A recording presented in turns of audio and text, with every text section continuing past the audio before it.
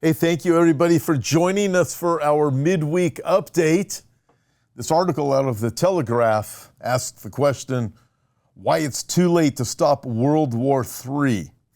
According to one of Britain's greatest military historians, can Iran create nukes? Will China invade Taiwan? As the world tilts toward global conflict, we are asking the wrong questions. And by the way, you kind of wonder if World War III has actually already begun, but we aren't being told that.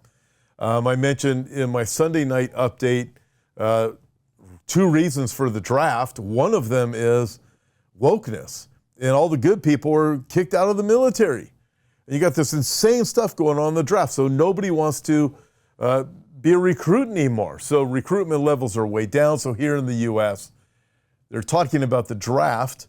And then not just because of that, but you start looking at the conflicts that are growing all over the world, and we know more and more U.S. troops are being sent into more and more bad places or very difficult places as the threats of war are escalating. We're going to get to look at these things in a little bit more in just a second. But hey, just a couple of quick notes for you. One of them, please continue to pray for Mexico. It's only just a little over a week away. July 5, 6, and 7. We really appreciate your support on that because we need it. We really do. I think it's going to be a great opportunity to be able to do what we're going to be doing down in Mexico. All of the info is at the events page at hopeforourtimes.com. And then also, hey, join me this Sunday morning and Sunday night. And it's going to be really good. Hope that you can. And so let's get rolling, all right? Lots to talk about. So in Revelation chapter 6, as we look at World War III again, it's too late to stop World War III is what this article says. Think of this, Revelation chapter 6, beginning in verse 1, John writes, I saw when the Lamb, that would be the Lord Jesus Christ, opened one of the seals. I heard one of the four living creatures saying with a loud voice like thunder, come and see. And I looked, and behold, a white horse. He who sat on it had a bow, and a crown was given to him, and he went out conquering and to conquer. So the very first rider on the very first horse, the white horse, gives us the understanding that there's some type of conquering that is going on amongst the masses of the people on this planet by the elite, by the rulers. It doesn't appear that it's military. I'll show you why in just a second. But somehow we go into this conquering, lockdowns, whatever it may be. People enter into a false sense of they're taking care of us, it's all going to be okay, that kind of thing. I would even say a false peace. The reason why is because you come to the second horse, the war horse, and it appears massive war, massive war does break out. Continues, verse 3, when he, that be the Lord, opened the second seal, I heard the second living creature saying, come and see, and another horse, fiery red, went out, and it was granted to the one who sat on it to take peace from the earth, and that people should kill one another, and there was given to him a great sword. All right, so we know with the rider on the white horse, there is a false sense of peace, and we know that because when the rider on the red horse appears, peace is taken from the earth. And it says here also in verse 4 that he was given a great sword. That word for great is a Greek word. It's megas. It means mega war. This is different than just lawlessness. When you get to the pale horse, you have a different type of sword, and it is a short dagger.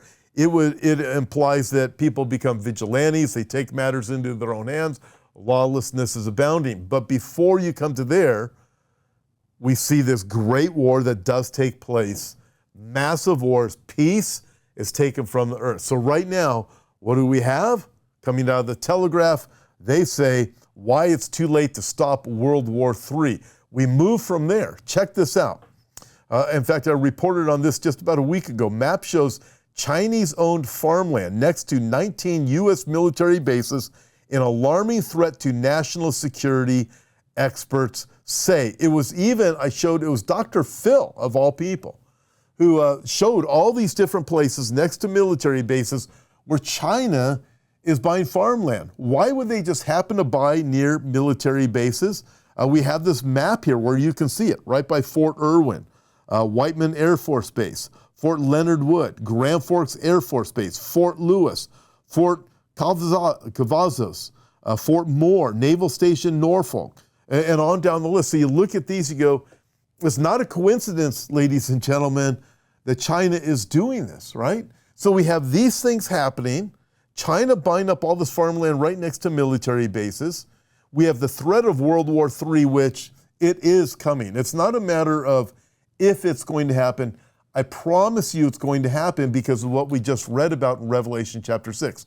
What I don't know is when it's going to happen. I don't know how soon it's going to happen. I believe the World War III or the war of Revelation chapter 6, I don't believe takes place till after the rapture, but nevertheless, we could experience war before the rapture comes too. But what is being described as we go through a few more of these things is the war that's going to break out in Revelation chapter 6. Look at this.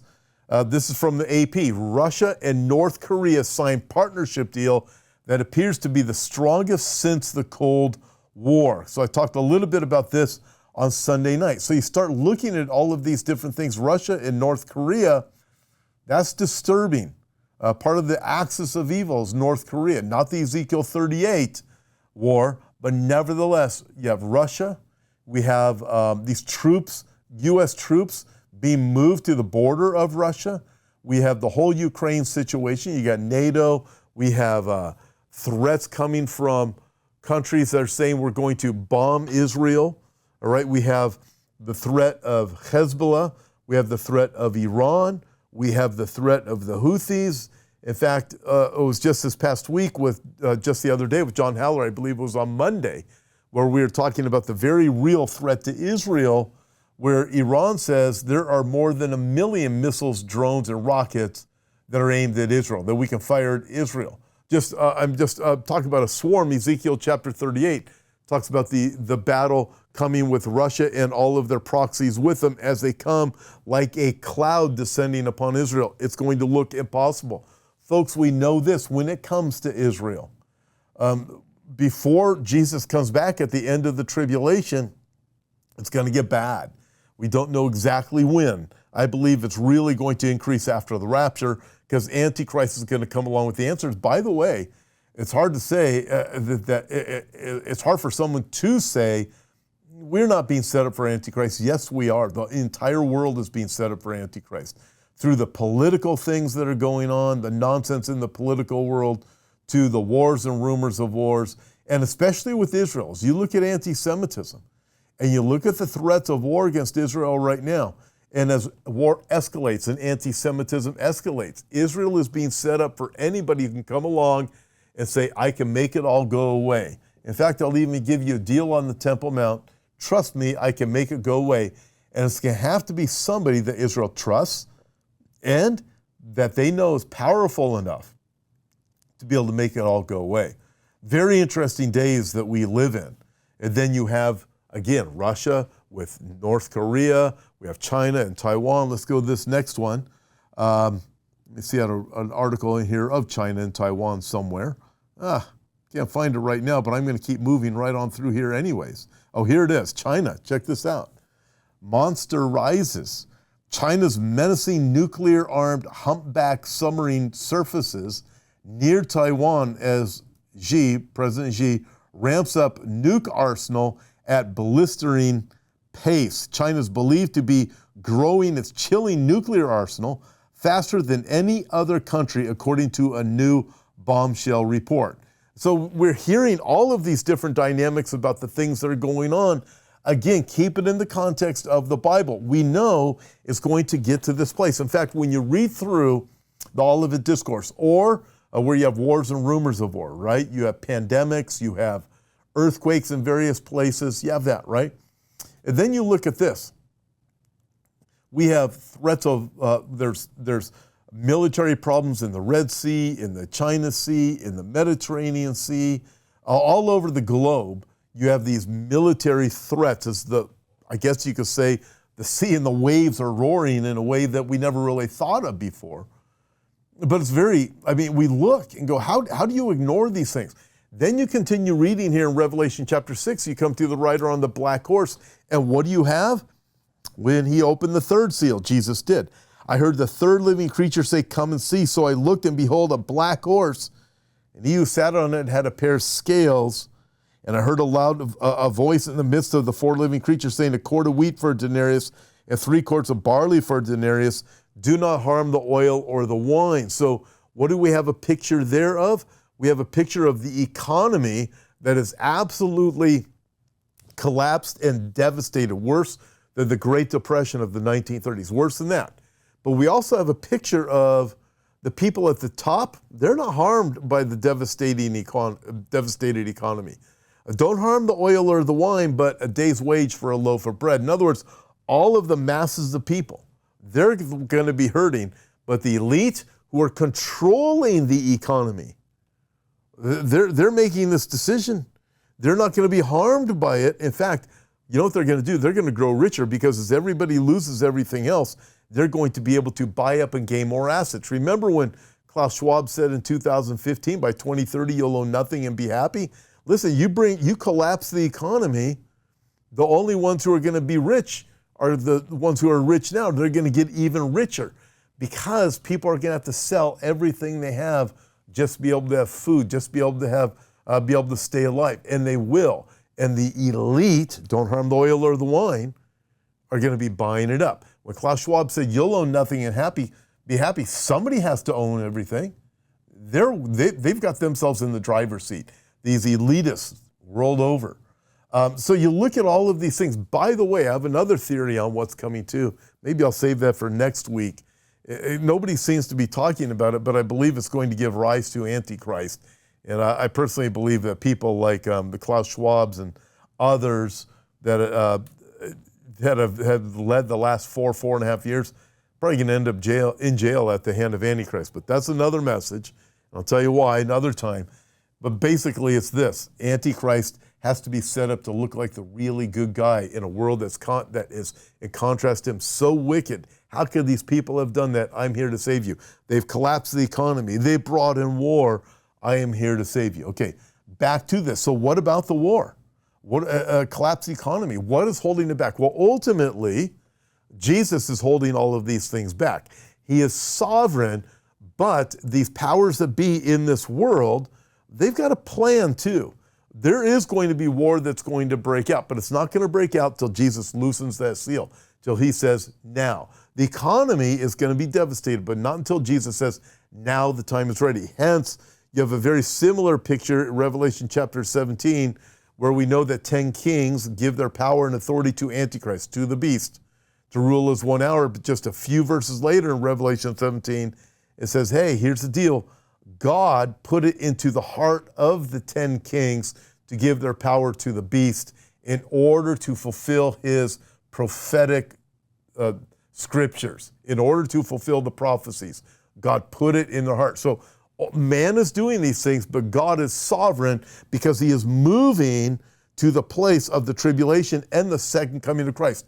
All of this is leading to the second coming of Christ, and leading up to it is going to be war. Here's this last article, well, almost last article. Israeli Defense Force generals approve battle plan for all-out war with Lebanon. Friends, I want to tell you this. All eyes on Israel, especially northern Israel. Israel's winning, and they're about to completely win in Gaza. What's going to happen after they win? Who's going to come in there? Very, very concerning. But Israel's winning. They're turning their attention to the north. And if it's true, as Iran says, hey, there's over 1 million missiles, drones, and rockets pointed at Israel, folks, this is going to be bad. And Israel, biblically, we know is going to go through some very difficult things. So here's a prayer request from the Lord himself. Psalm 122, verse 6, pray for the peace of Jerusalem. Think of that. That is God's prayer request to you and me, where he says, pray for the peace of Jerusalem. And ultimately what that means, pray for the Messiah, the Prince of Peace, to come back, because until he comes, there will not be genuine peace. There will be fake peace. This world, after war, is going to go through a time of fake peace. Israel's going to be deceived. But then Israel, in their deception, they're going to be led to a place of recognizing what their error was, and they're going to turn to the Lord Jesus Christ, and he is going to come back. He's going to be coming out of the sky on his white horse, and he's going to rule and reign from Jerusalem. That is going to happen. So as you look at all of these different things, Look, let me close you with a little bit of good news. This comes out of Tennessee. Tennessee's doing some pretty cool stuff lately, but check this out. Tennessee governor signs bill calling for 30 days of prayer and fasting in July. I mean, why? Because he can see what's going on in this world.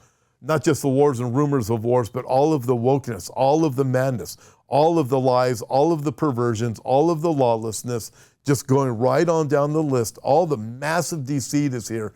He knows we got to get to the Lord. Listen, we got to get back to the Lord Jesus Christ. We got to keep our eyes fixed on him. And don't lose heart when you see these things happening, because the Bible told us this is how things are going to be. Jesus himself said, see, I've told you these things beforehand. The Old Testament, God says, he tells us the end from the beginning. Why? So we would know. Not so we would be discouraged, but that we would be encouraged, because all these signs point to his coming again. Listen, God bless you guys. Be strong in the Lord. Keep your eyes fixed on Jesus Christ, the author and finisher of your faith, and do yourself a favor, man.